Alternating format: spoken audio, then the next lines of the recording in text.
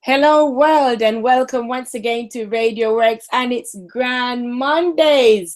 Yes, you're on Radio W.O.R.K.S World, and this is the Woman Bee Show with none other than your beautiful host, Michelle Watson, the author of Overcome and Rise Above: How to Turn the Downside of Challenges into the Upside of Renewing Your Life.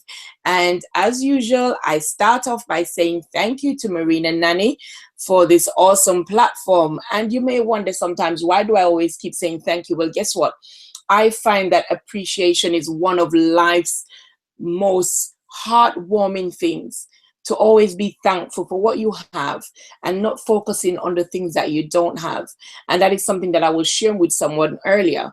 Many people get depressed, they get down, they find challenges to be so much more difficult for them to handle because of the fact that they spend so much time looking at the things they've not achieved, the things that they don't have, and not appreciating the things and the people that they do have around them. So I would like to take this time also to thank you, my listeners, for tuning in every week, and for enjoying, for sending messages, for letting me know what you think about the show. And I do look forward to hearing a lot more from you. Great. So it's Grand Mondays. It is sunny and bright where I am, which is in London, which is not normally the case at this time of year. So I am also appreciative of this fact. So I don't know where you are, maybe in the morning, evening, afternoon, or actually in the night. I do hope you enjoy the show today. And last week we were digging deep in a lot of quotes and what they meant to me and how they've helped me along the path. So we're still in a mode of motivation, aspiring others, and inspiration. So I wanted to look at something, because the main thing that people need motivation with is when they're going through challenges. I'm sure you will agree with me that the time that people need the most motivation is when they're going through a difficult time, or they're going through a confusing time, a time when they don't have any answers to the many questions that are popping up in their mind and around them. And so I just wanted to share, firstly, a few strategies in regards to overcoming challenges. And I know some people always say, why do you like speaking about challenges? Because you know what?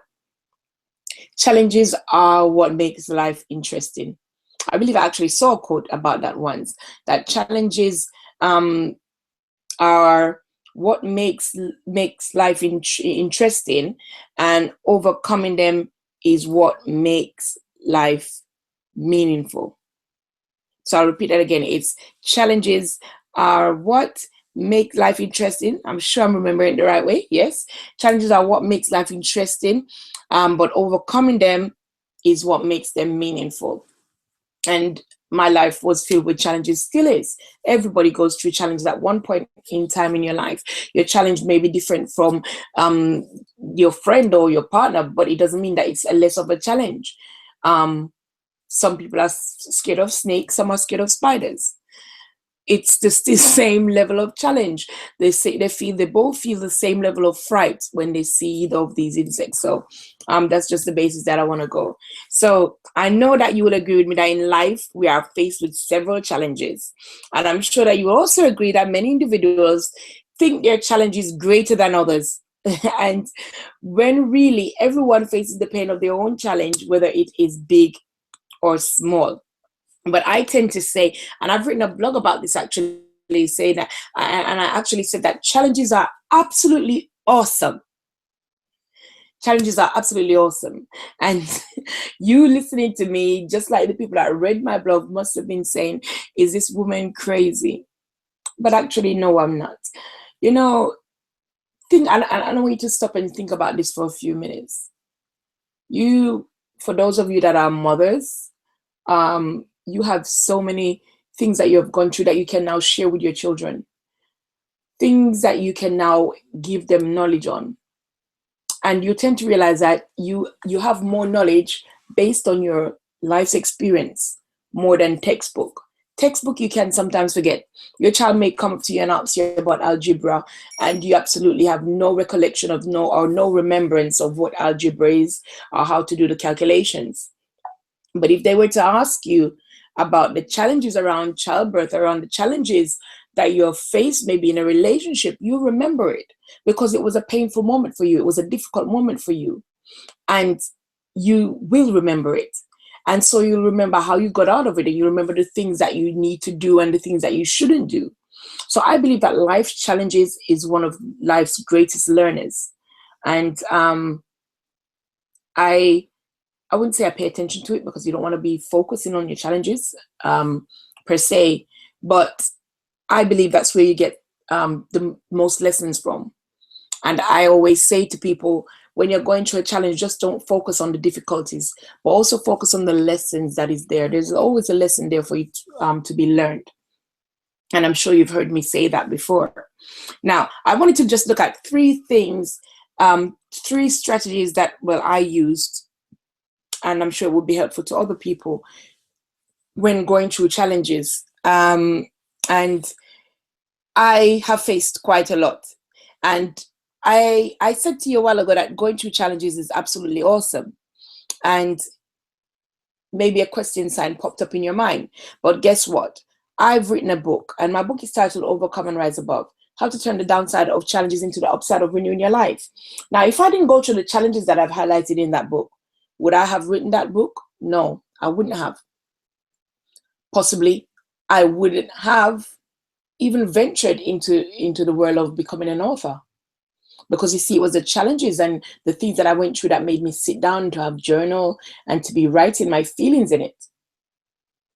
And I'm sure that may be the case for many of you. Going through the challenges that you've gone through made you recognize your purpose and your passion for life and your why. And some of you, you're still wondering because maybe you know what your pain is there, but you're unsure of what your purpose is. And I'm glad that I went through the challenges I went through. Am I ecstatically happy? No. No one wants to feel pain. No one wants to go through domestic abuse. No one wants to be parenting a child with so many difficulties that it caused strain on marriage, caused strain in the household. Nobody wants that. But the truth of life is that we go through it and it happens. But as I said in the quote before, it's that the way you deal with it is what's meaningful. And the way I'm now dealing with it now is by helping other people, inspiring them, writing my book, speaking, giving advice to people that are going through that same road that I once was. And so one of the things that I recognize, one of the strategies that I recognize, because it was a challenge that I faced in the past and the challenges that I continue to face that propelled me to write my book. And I was in a very bad place. I had given up hope. I didn't feel that I could be in a progressive relationship anymore, a relationship that would be meaningful, or for me even to say I would be somebody else's wife. I felt like I was good for nothing. I felt useless. And that's a feeling that many of us face when we have failed at one thing or the other. It doesn't necessarily have to be a failure at marriage. It doesn't necessarily have to be a failure in your business. It could be many things. Some people feel like they're failed as a parent. And that sent me into that moment of depression. It sent me into that moment of suicidal tendencies. So I believe that one of the things that you need to do is to recognize your challenge. So by identifying your lowest points in life is ideal, and it's very crucial, because sometimes by doing that, you're able to draw a map to backtrack your steps to realize how you got to that point. What were the things? Like for me, with the person that I married when I went through domestic abuse, I realized that I was at one of the lower points in my life. And because I was at that lower point in my life, I needed comfort. I needed somebody to be there. I needed to just have someone. I was feeling lonely. So I needed to backtrack, connect all those dots so that I don't allow myself to fall that victim again. And that is what you need to do with your challenges. Identify your low points in life. Identify your challenging times in life. Don't be ashamed. Sometimes people tend to admit they're struggling or they're having a difficult time. Listen, everybody on this earth has a difficult moment in their life. Everyone. There's not one person on this earth that can say they've never been faced with challenges, because then they would be lying. Then their life would have nothing to speak about. So I would say, take the time out to identify your lowest moments in life, to identify your challenges. And that will help you to connect the dots, to help you learn the lesson that is in the challenge, to help you prevent that incident or that challenge from reoccurring. The next thing that I want you to recognize, and I said this to a client on Sunday, because they were feeling very down because they didn't think that they were successful at a particular task. I want you to realize that there is no failure. If you try something, and when I say that, people are going to say, well, once there's success, there is failure. But that's not what I'm trying to say. The point of the matter is that, let's say you've tried something. Let's say you've tried to start a business. Let's say you tried to move to another level. And during that trial, you failed. As they say, failed. My question is, did you really fail? For the fact that you tried, I wouldn't say it's a failure. I would say it's a setback. It's a setback for you to try again. Maybe try something else. Maybe try changing the method that you use. But does it mean that you're a failure? No. Realize that there's no failure. You know what I've come to realize later on in my journey, and the experiences that I encountered, is that in life there is no failure. When we feel like we have failed at something we so badly wanted to succeed at and did not achieve the results, guess what? We had hoped. This can lead to deep feelings of having failed.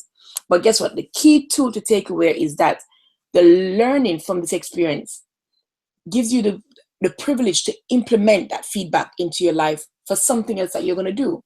So if you're able to use the mistakes that you've made in creating that business to now apply it and create a successful business, then you didn't fail, did you? You had a mere hiccup. So stop looking at your hiccup. Stop looking at the challenges as a fact that you have failed. You've not failed. Because in order to say that you have failed, you're not calling yourself a failure. And if you're a failure, then you have no chance of succeeding. So please, in the midst of your challenges, don't look at yourself as a failure. Challenges come in different ways. It may be that you have to juggle work with taking care of the children, the home, your relationships, finance, buying a new home, starting a family, health, starting a new venture, or work-related issues. Whatever it may be, remember this: circumstances come and they go. Nothing remains the same forever. Yeah? Great. So the next one I want you to do in the midst of your challenges is make a choice and decide how you're going to move forward. Don't remain there. People tend to do that, and that's why people tend to give up. You're having a bad patch and you remain there. You know, you're on a journey, you come to a traffic light and you stop. You don't pause, you stop. You know, yes, when you come to a traffic light, you're going to pause. You're going to pause there for a while. But the light is going to eventually become green, and then you're going to move off again. You know, in that moment where you've paused, calculate and say to yourself, okay, I've had to pause here for a while because of whatever reason. So my next step or my next move is going to be this. Don't pause there with the intention that, you know what, actually, I'm not going to pause. I'm just going to stop and not move. And that's what many people do. Because you know what? There will be a day when you will be speaking about your current challenges. You will be actually speaking about these challenges in the past tense. Whether it be good or bad, you'll be speaking about it in the past tense. Like, for instance, now I'm not saying that I am going through domestic abuse. I say that I have gone through it. I was in a relationship. You see, that's the past. At that moment when I was in the situation, it didn't seem like there was any headway. I didn't see here and now what I am doing. What I saw was in the past. And that's the same thing for you as you're going through this current situation. This current situation is going to be a story of the past. It's not going to remain there forever. And look at it this way. When writing a paragraph, you finish a sentence, you put a full stop. It doesn't mean that that's the end of the paragraph, does it? Just means that that's the end of that sentence, that specific sentence. Doesn't mean it's the end of the paragraph. Because guess what comes next? A capital letter, a start to another sentence. And I say this when I go to events and I speak, and I say, you know what? You've just put a full stop. This situation that happened, you've just put a full stop. Guess what? Now, start a capital letter. Start the next sentence in your paragraph, in your book called Life. It's another area for you to go. So I want you to imagine what mind I must have been in to think all of the negative things that I was thinking when I was going through the challenges that I had of the past. Because as I said, we still have daily challenges. I still have daily challenges. But imagine those pivotal moments when I was thinking about taking my life, when I was thinking about that I was nothing. Many of you listening right now, without realizing it, would have actually done or may know somebody that's done exactly what I was thinking. They didn't just think it, they didn't just try it, they were successful. They succeeded at taking their life. And I want you to stop and think about the possibilities of what their life could have been. Because that's what I do. I sit down and I think about that moment. And I say to myself, wow, I wouldn't be enjoying the things that I'm enjoying now. I wouldn't be able to reach out and help the amount of people that I've helped now if I was successful in taking my life. If I was successful in giving up, I wouldn't be doing what I'm doing right now. So guys, I know it's not an easy ride. What you're going through right now, you need to gather that strength to be able to overcome and rise above it. It's not easy, but the love I have for my life right now, I wouldn't be experiencing this love for my life right now if I didn't make up my mind to get out of that hole that I was digging myself into and to remove possibility blindness away. And that's something that I'm going to speak about in a later show, possibility blindness, because it's what takes away the dreams and hopes and desires of many, because they are blinded by their circumstances. They can't see beyond what is happening right now. You see, at one point in my life, I realized that I had to fight daily for my son, despite it being one of the hardest things I had to do. But I had to have that realization to know that I needed to make my life work. Because if I gave up on him, then what chance does he have in society? What chance does he have in life? So I'm glad for that day that I was able to shake away from the place of doom and decided to believe that I have the strength and capabilities to overcome and rise above. And guess what? So can you. So can you. You're listening to me right now because I'm a testimony of that fact.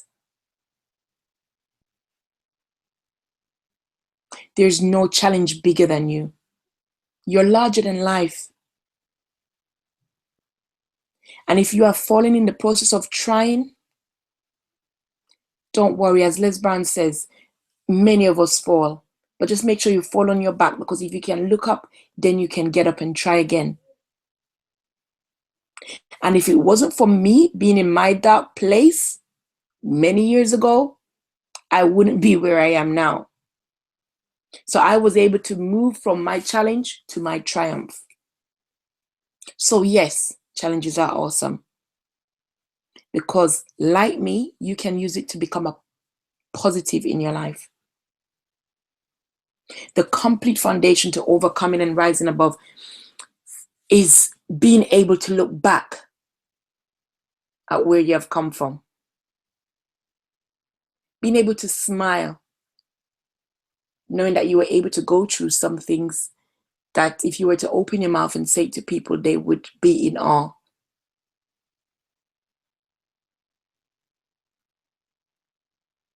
So I want you to take time out to identify a challenge in your life, um, and recognize how you actually moved from that challenge, how you were successful. Because maybe sometimes you just need some of those tips again to reapply them into another situation.